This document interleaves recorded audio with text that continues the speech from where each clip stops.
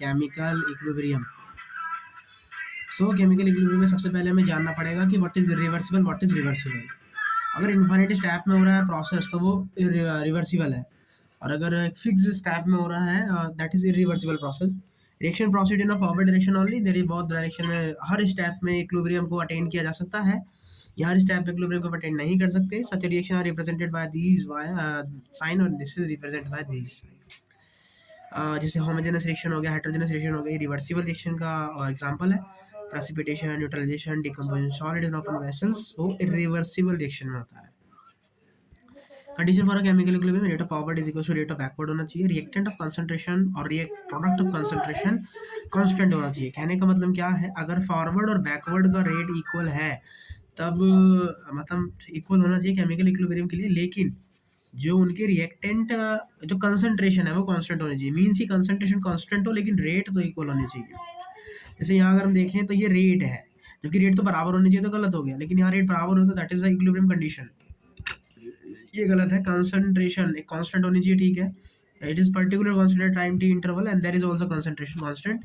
So the option number 2, 3 sorry 2, 4 जो भी है ये सब हमारे सही हो जाएंगे। आगे बढ़ते हैं। और the equilibrium A to B the variation of the rate of forward A and reverse B reaction with time is given bye.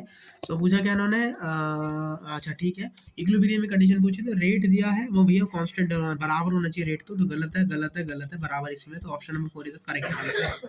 यहाँ पे प्रेडिक्ट करना है, और मैं देखो ये कंसंट्रेशन दिया है, कंसंट्रेशन पार्टिकुलर टाइम इंटरवल के बाद एक फिक्स होना चाहिए, तो उस पर डिपेंडिंग करती है।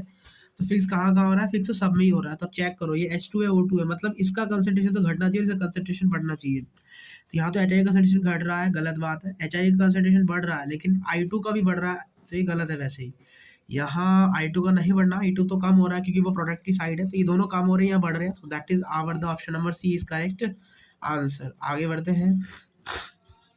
Law of mass action. Mass action law क्या कहता है कि रेट, ऐसा रेट जिसपे आपका सब्सटेंस का जो react rate at which substance react, जिस रेट पे वो सब्सटेंट रिएक्ट करता है वो हमारा वो डायरेक्टली प्रोपोर्शनल होता है उसके एक्टिव मास के। इसी को हम लॉ ऑफ मास एक्शन कहते हैं। That means active mass is equal to concentration for a dilute solution, और बाकी में एक्टिव मास और उसका जो स्टोइचियोमेट्रिक कोएफिशिएंट होगा उसके डायरेक्टली प्रोपोर्शनल होता है अपना रेट।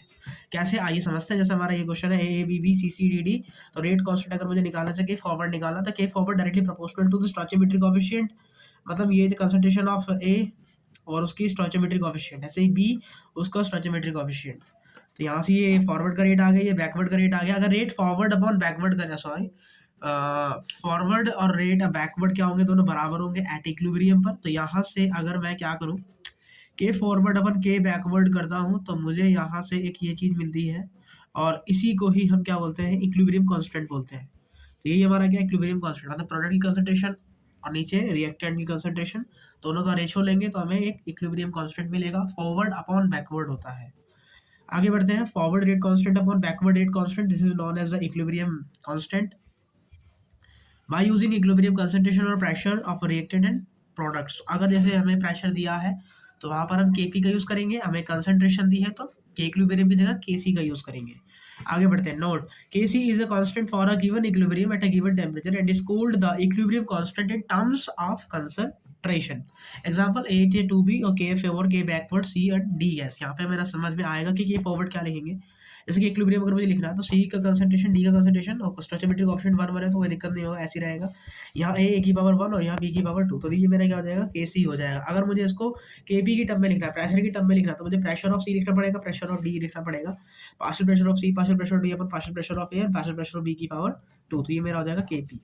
चलिए, यहाँ से हमें एक चीज नजर आती है क्या, अगर हम इनको इक्वेटिंग करें, जैसे कंसंट्रेशन को अगर मुझे प्रेशर की टर्म्स में लिखना था कैसे लिखूंगा, मैं जानता हूँ पीवी बराबर होता है एनआरटी, तो यहाँ से एन अपॉन वी करूंगा तो मेरा कंसंट्रेशन मिल जाएगा। कंसंट्रेशन होता है मोल्स अपॉन में वॉल्यूम, याद रखना है।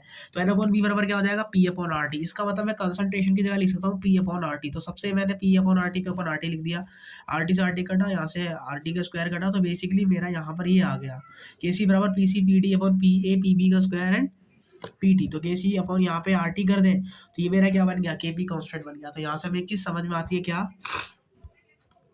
कि जो के पी होता है वो के सी आर टी की पावर डेल्टा एन जी होता है, और ये एन जी क्या होता है, number of moles of gas. अब हम प्रोडक्ट के गैसियस मोल्स में से रिएक्टेंट के गैसियस मोल्स माइनस कर देंगे तो हमें मोल्स ऑफ गैस मिल जाएगा। हमें याद रखना है, अब ये आर डिपेंड करेगा किस में लेना है। आर अगर एटमियम लीटर पर किलो केल्विन मोल दिया है तो हम 0.082 लेंगे, वरना 8.314 लेंगे।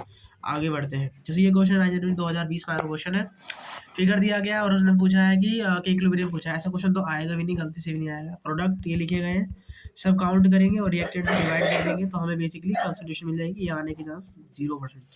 ये करते हैं करियर में 2024 का आया question.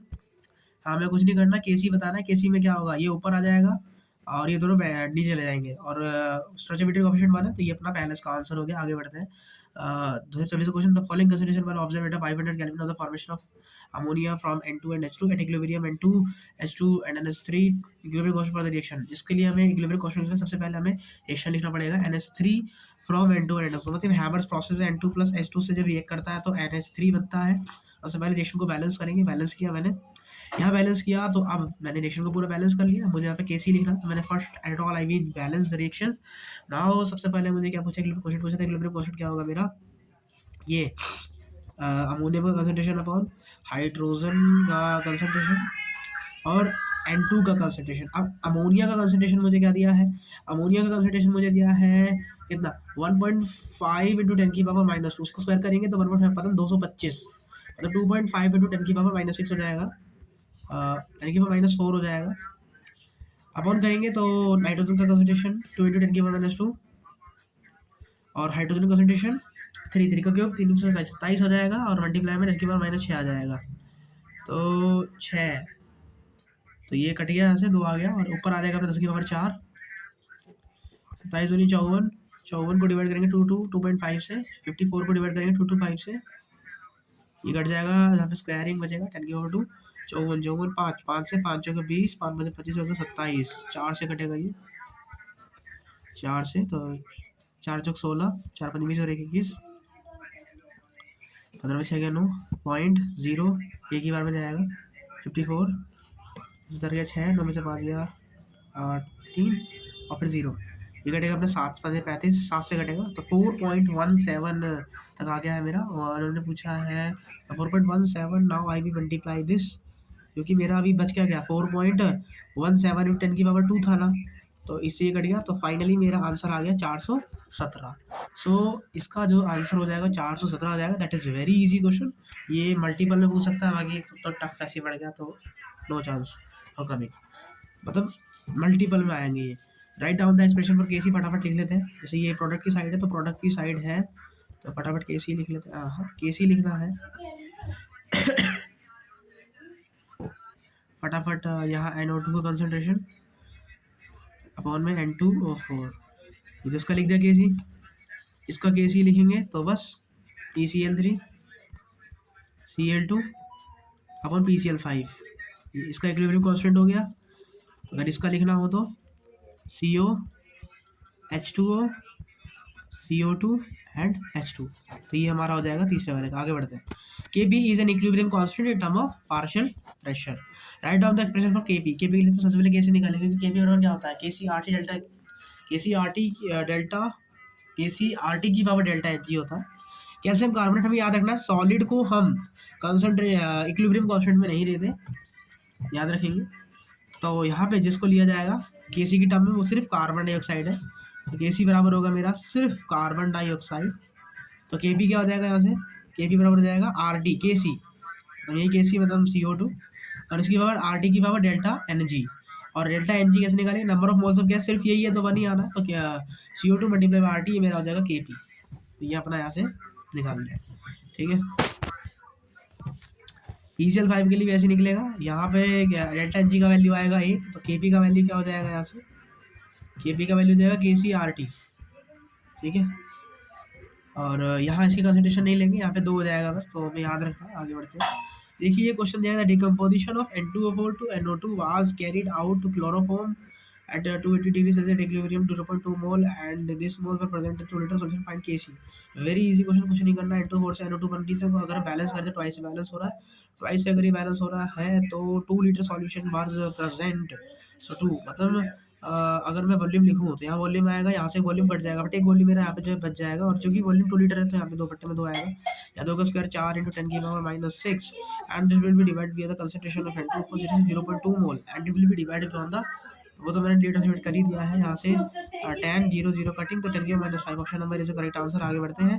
For the reaction A + B is the A moles each of A and B are taken in relation, then equilibrium the correct relations are, equilibrium में कौन सा रिलेशन करेक्ट है यहाँ पर हमें देखने को मिलेगा। तो जैसे पहला relation A and B are taking initially, then at equilibrium the correct relation is R, A - B, A बराबर B।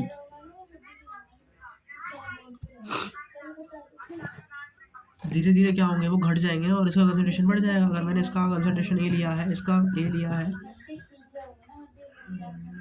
हाँ मैंने अगर इसका ए लिया है, इसका ए लिया है, तो स्पेशल इसका 0 था, अब क्या होगा, ये सारा वो बन जाएगा।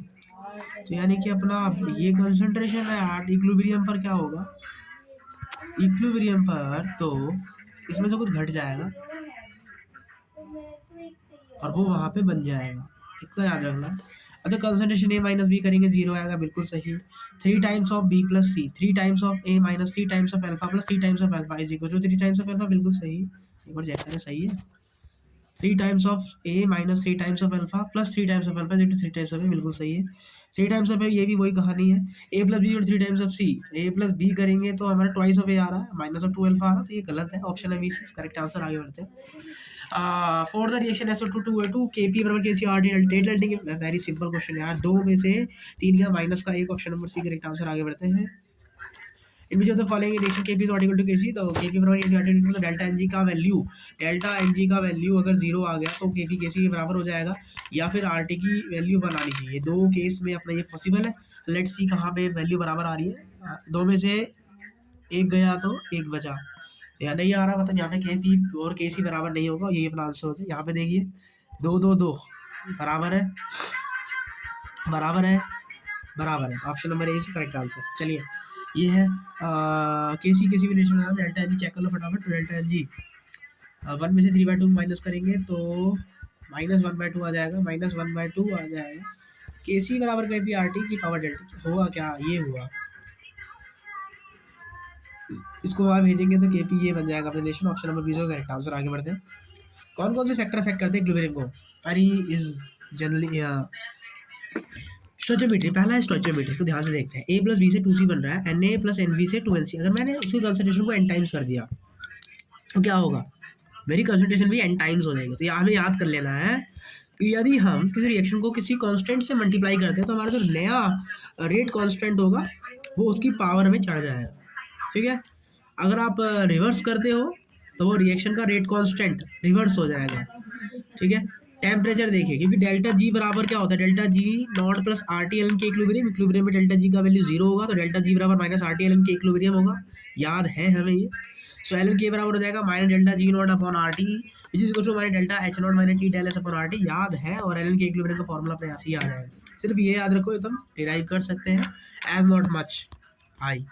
एनालाइज एल एन के बराबर minus delta H naught R upon 1/t plus delta S naught upon R, तो ये अपना एल एन के है। लॉग में ये कहानी होगी, एल एन के 1/t में ये कहानी है, लॉग 1/t में ये कहानी है। एक्सोथर्मिक प्रोसेस हुआ, एक्सोथर्मिक का मतलब है हीट रिलीज, हीट रिलीज होना, डेल्टा नेगेटिव होना। डेल्टा नेगेटिव हो गया तो स्लोप पॉजिटिव आएगी, और एंडोथर्मिक हुआ तो स्लोप नेगेटिव आएगी, क्योंकि ये पॉजिटिव हो जाएगा, positive negative negative. L N K बराबर minus delta H naught upon R 1/t plus delta S naught upon R, ये हमें याद रखना है। तो जैसे अगर मुझे KT2 और KT1 में रिलेशन निकाला, तो KT2 upon KT1 is equal to delta H naught upon R 1 upon T1 minus 1 upon T2. This express is used to calculate KT2 if KT1 is given. तो हमें याद रखना है। अब देखिए, अगर जैसे मैंने टेम्परेचर को बढ़ाया, if I increase the temperature for endothermic reaction, तो होगा क्या, अगर मैं टेम्परेचर को इंक्रीज करता हूँ एंडोथर्मिक के लिए तो होगा क्या, डेल्टा एच नॉट पॉजिटिव आना चाहिए, तो डेल्टा एच नॉट के पॉजिटिव आने के लिए KT2 को बड़ा होना पड़ेगा। अगर मैं एक्सोथर्मिक के लिए मैं टेम्परेचर तो KT1 को छोटा होना, KT1 को बड़ा होना पड़ेगा।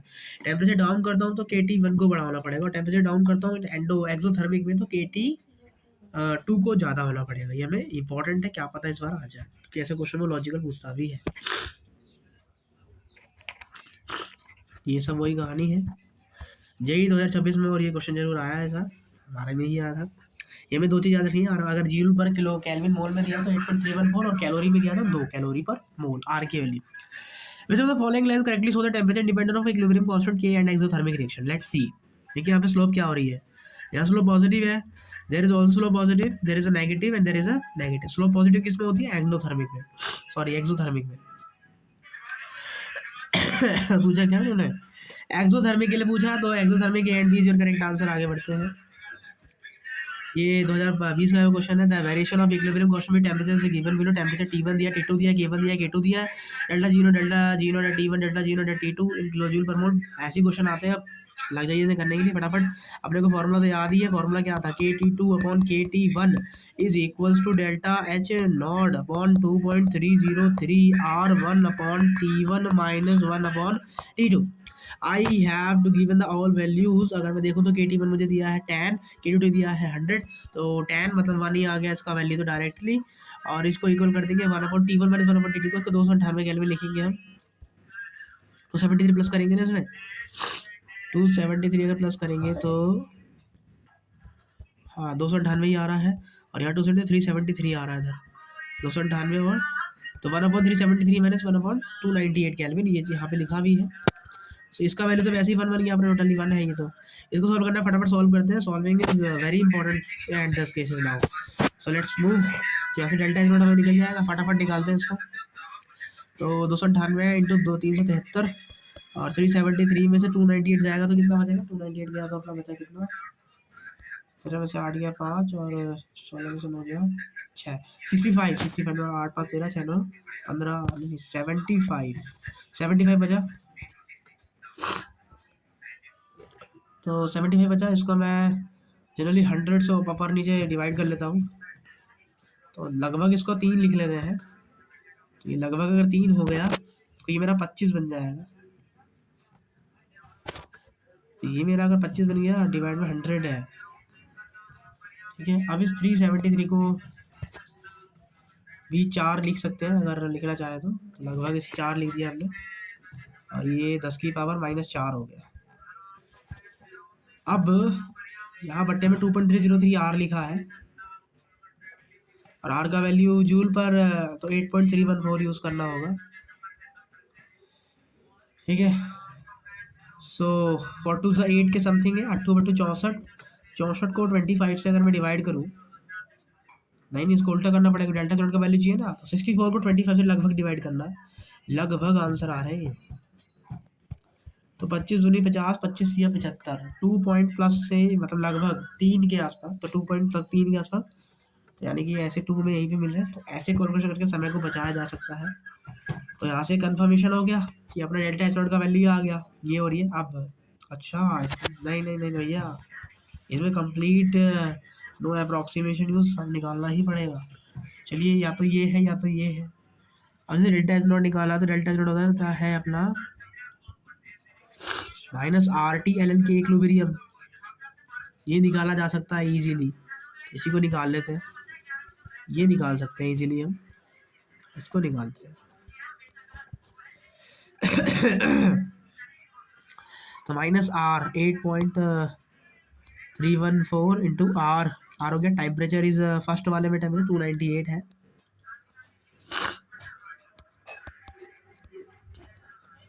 और लॉग तो 1 है। अब मल्टीप्लाई कर दीजिए, वेरिएशन तो है मतलब डायरेक्ट मल्टीप्लाई करके पता लग जाएगा। 3 दूनी 6 और 6 8 54, ठीक है। यानी कि ये अपना ऑप्शन सही हो जाएगा। इसको ऐसे चेक करना है, ये नहीं कि बड़े वाले पे हाथ मत मारिए, छोटे वाले में मारिए। यही 2026 में आने के चांसेस है।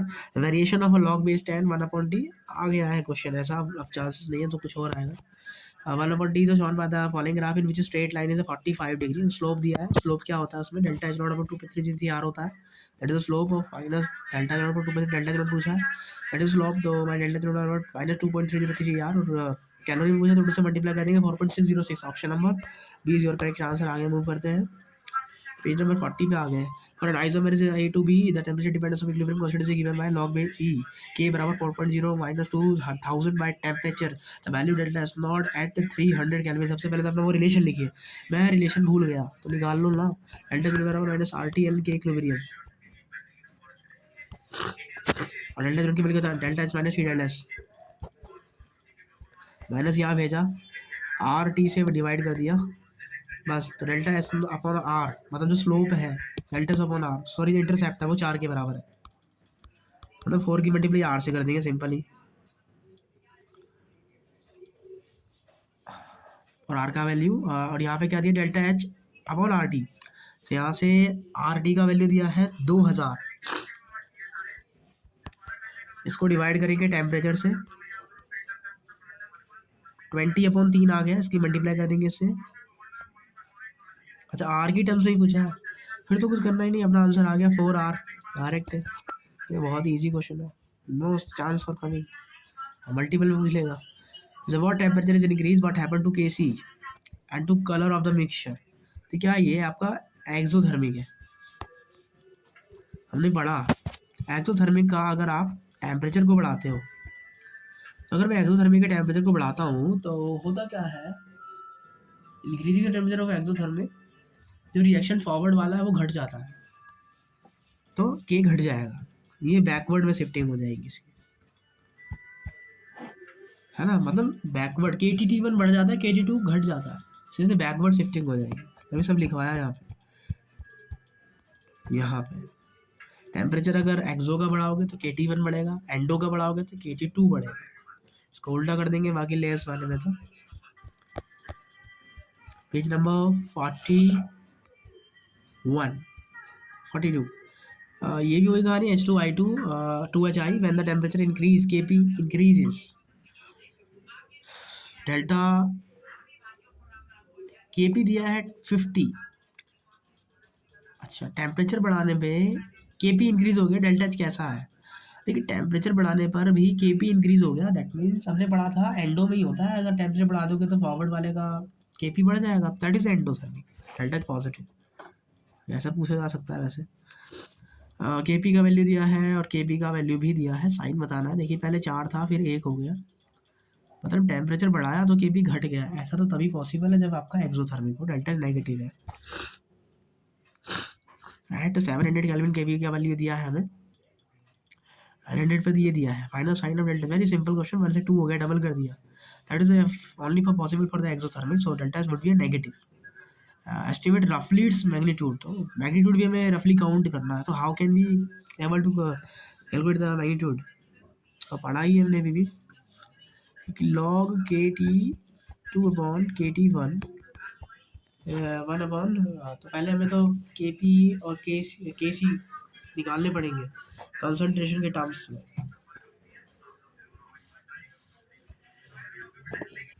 के पी बराबर के सी, आर टी के में डेल्टा एन जी है, देखो डेल्टा एन जी तो बराबर आ गया, इसका मतलब के पी ही के सी है, तो डायरेक्ट आपने डिवाइड कर सकते हो, सो यहाँ रफली आ जाएगा ये 2/10, 2/10 आ जाएगा लॉग के अंदर, इसको हम लिख सकते हैं log 2 माइनस log 10, सो 0.3 माइनस 1 0.7 के समथिंग आ जाएगा इधर, इधर की वैल्यू 0.7 के समथिंग माइनस में ही आएगी, माइनस से माइनस कटेगा, delta H naught upon 2.303 R, delta H naught upon 2.303 R, that would equal to 1 upon temperature 1 minus 1 upon temperature 2, so 1 upon temperature 1 that is 700, 1 upon 900, 900 में 7 से गया था 200, और 200 अपॉन 700 इंटू 900, 7 इंटू 9 ये आ गया, सो मल्टीप्लाई करो इसे, 9 इंटू 700 इंटू 0.7 इंटू 2.303 इंटू में 8.3 समथिंग जो भी है वो डिवाइड बाय 2 है, अगर हम देखें तो लगभग इसे काट ही दो, 7 7 49 है और 8 72 है, 72 और 749 लगभग 5 40, वही इतने के समथिंग अपना जो है आ जाएगा, ठीक है, तो ऐसे करना है इनको। हाँ ये क्वेश्चन शायद एक्सपेक्ट कर सकते हैं, लेवल बड़ा है तो क्या बता दें, what is the value of के सी फॉर द रिएक्शन, सो वही बताया यार अपने, हाफ से डिवाइड कर दो, के फैक्टर टाइम्स हो जाएगा आरटी और इस आंसर। 24 मिनट में 46 पेज निपटा दिए, वेल डन। आगे फटाफट बढ़ते हैं। Nuclear bar given by n2 3s2 2l through n2 minus through n2 reversible कर दिया, 1/k1 हो जाएगा। ये नहीं आएगा, मिक्स करके आ जाएगा जरूर। a2d भी है, केवल ये दिया है, b2c है, और क्या करेंगे 4c आ जाए, 2 से मल्टीप्लाई कर दो उसे, और फिर डायरेक्टली ऐड कर दो। 2 से मल्टीप्लाई कर दो 16 आ जाएगा, डायरेक्टली ऐड करोगे। सो k1 इंटू k2 160, ठीक है, 160 इज यार answer. k0 k1 into k2 होता है, याद है ना। For the new equilibrium a2 भी गिवन ये दिया है, इसके लिए निकालना है। आपने हाफ से मल्टीप्लाई कर दिया तो 10 आ किलो आंसर है बबुआ। चलो अब दोबारा नहीं करेंगे, दिस इज लास्ट टाइम। तो इसके बाद सिर्फ वीडियो ही देखनी है डबल की स्पीड में वाली। 2NO से O2 है, कुछ भी नहीं है, क्या करिए भैया, हाफ से मल्टीप्लाई कर दिया।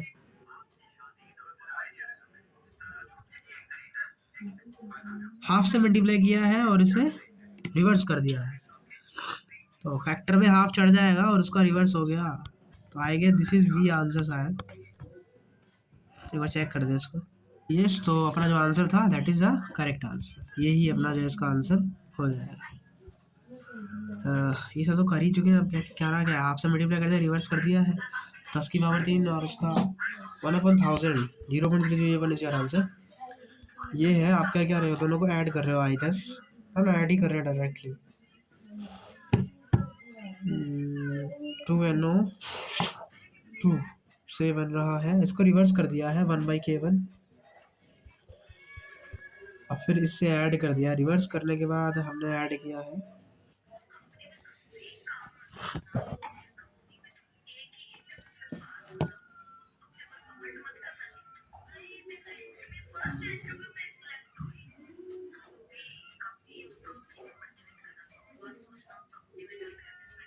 अच्छा देखो N2 भी तो है, ये N2 कहाँ से आ गया, ये शायद कोई गड़बड़ है। चलो आगे बढ़ते हैं। रिएक्शन कोशेंट, पता है reaction quotient is not equilibrium constant. उस प्रोडक्ट का कंसंट्रेशन लिखो, रिएक्शन का कंसंट्रेशन लिखो, और दोनों का रेशो खत्म। देखो प्रेसिपिटेशन कब होता है, जब Q is greater than the Ksp value, मतलब इक्विलिब्रियम कांस्टेंट की वैल्यू से अगर ज़्यादा आ जाए तो प्रेसिपिटेट बनेगा, लेस आया तो नहीं बनेगा, और बराबर आ गया तो इक्विलिब्रियम कंडीशन आ जाएगी, ये तो खैर पता ही है। Consider the reaction A2B initial concentration, तो B/A कर दो, 0.4 1/, तो 0.25 इज योर आंसर। तो O2NO का होल ट्वाइस अपॉन 2NO2 का होल स्क्वायर, सो कंसंट्रेशन लिखिए 0.02 इंटू 0.05 इंटू 0.05 अपॉन 0.1, सो 5×5 = 50, तो 0.005 अपना QC आ जाएगा। अब देखो उसकी वैल्यू कम है, मतलब KC ज़्यादा है, तो फॉरवर्ड में जाएगी, और फॉरवर्ड में जाएगी तो प्रेसिपिटेशन नहीं होगा, सॉल्यूबल होगा कंपाउंड अपना। ठीक है, आगे बढ़ते हैं। For the equilibrium, if the partial pressure of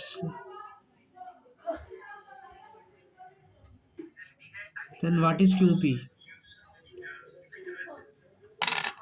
तो पार्शियल प्रेशर लेंगे और यही आ जाएगा, और क्या ही आएगा, partial pressure of this, partial pressure of this, ये तो है ही नहीं। ठीक है, H2I2 2HI, तो बस पार्शियल प्रेशर लेने इनके, एक तो एक ही रहेगा,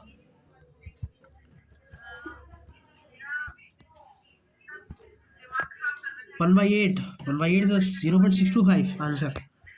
चलो फॉलोइंग ग्राफ रिप्रेजेंट क्या कर रहे हैं, तो भैया ये तो बता रहा है कि ए तुम्हारा प्रोडक्ट है, तो खत्म। चलो आंसर, होमोजेनस इक्विलिब्रियम, सब एक ही फेज में होने चाहिए, सब एक ही फेज में homogeneous. Determine the value of equilibrium constant Kc for the reaction, 5 moles 4 moles 6 moles 2 litre vessels allowed to come to equilibrium, the final concentration is 5 molar. Okay, equilibrium 5 molar concentration में कांड हमें कुछ है इसमें। सबसे पहले A2B2 2AB solution की तरफ मत जाइए, बातों की तरफ चाहिए। A2B2 2AB, तो इनिशियल अगर हम इसको अल्फा बोल रहे हैं, तो ये ए अल्फा कम हो जाएगा, that is also A alpha कम, और वो 2H ऑफ ए अल्फा बन जाएगा। फाइनल कंसंट्रेशन दे रखी है इसकी, दैट मीन्स कि twice of A alpha is equals to 5 molar, और ए का कंसंट्रेशन कितना है, इसके हिसाब से ही, ओ हो इनिशियल भी कंसंट्रेशन है उसका, तो वो ऐड और होगा इसमें, तो A2 5 मोल्स है, ये 4 मोल है और ये 6 मोल है। कुछ समय के बाद ये कुछ घट जाएंगे। कितना घटेंगे? 5 मोल, 4 मोल और 6 मोल। ये 1:2 में रिएक्ट कर रहा है, ये 1:2 में रिएक्ट कर रहा है। लिमिटिंग रिएजेंट कौन है? B2 है। तो इस पे सब डिपेंडेशन होगा, तो 1:2 में डिपेंडिंग कर रहा है। तो अगर इसके 2 मोल खर्च हो रहे हैं तो ये 3 मोल खर्च हो जाएंगे, और ये 1:1 में है तो इसके भी 2 मोल खर्च होंगे।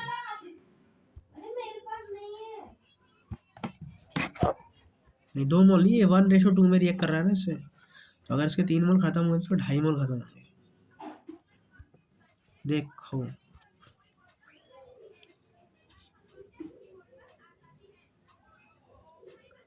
इनिशियल 6 है, 4 मोल 5 मोल। लिमिटिंग रिएजेंट ये है, सारी कंसंट्रेशन सब चीज़ें यहीं से ही डिपेंड होंगी। 1:1 में रिएक्ट कर रहा है, इसके 2 मोल खर्च हुए हैं। कितने मोल खर्च हुए इसके? नहीं रुको, वो कुछ है ही नहीं, छोड़ो छोड़ो। तो ये हमारा हो गया t बराबर 0 भी ये कहानी है। अब कुछ इसमें से घट जाएंगे, जैसे 5 - x हो गया, 2 - x हो गया, और यहाँ पे वो बढ़ जाएंगे 6 + 2x, ये 5 के बराबर हो जाएगा। 2x = 5 - 6, तो x का वैल्यू क्या आ जाएगा? 0.5 के समथिंग। हम इसको सॉर्ट करने के लिए हमने क्या किया था, 2 से डिवाइड कर दिया, 2.5, 2 और 3 बन गया। x इसमें से घट जाएंगे। अब टोटल कंसंट्रेशन में इसका दिया है, यानी कि 5 में 3 गया तो x का वैल्यू 1 आ गया। तो x का वैल्यू 1 आएगा तो इक्विलिब्रियम में कंडीशन कितनी आ गई? इसका 1/5, इसका 1 और इसका तो 5 दिया ही है। तो बस 5 डिवाइड बाय वॉल्यूम का स्क्वायर, वॉल्यूम के स्क्वायर से इन दोनों वॉल्यूम कट ही जाएंगे, तो वॉल्यूम को लिखने की जरूरत ही नहीं है। 5/1 × 1.5, सो सो 10/3। तो ये अपना यहाँ पे जो आंसर आ जाएगा। इसी ये क्वेश्चन करके देखते हैं, एकदम खाली है। A2BC है, for the given equation initial pressure दिए हैं। प्रेशर की टर्म्स में नहीं हो तो हाउ कैन वी डील? कुछ नहीं करना, वो प्रेशर ही मान लो, और क्या ही करना है इसका, है ना। कुछ नहीं करना। जैसे इनिशियली अगर इसके 720 मतलब प्रेशर है, तो इनिशियली प्रेशर कितना है? 720 है। उनका 0 है, फिर इसमें से कुछ कम हो गया तो वहाँ कितना बनेगा? 2P0 बन जाएगा, और यहाँ P0 बन जाएगा। अब इन सबका सम, मतलब है टी टेम्परेचर पर, टी टाइम पर हमें इन सबका सम दिया है 450, यानी कि 720 + 2P0 = 450। तो 2P0 = हो जाएगा 270। तो P0 का वैल्यू आ जाएगा 135, यानी कि अब जो है वो 135 है। पहले कितना था? 720। फ्रैक्शन पूछा है, फ्रैक्शन कैसे निकालते हैं? फ्रैक्शन कैसे आएगा? इनिशियली कितना था? 720, अभी कितना हो गया है? अभी हो गया है 135, डिवाइड या 135, उल्टा कर दिया था, 135/720। अब निकलेगा फ्रैक्शन।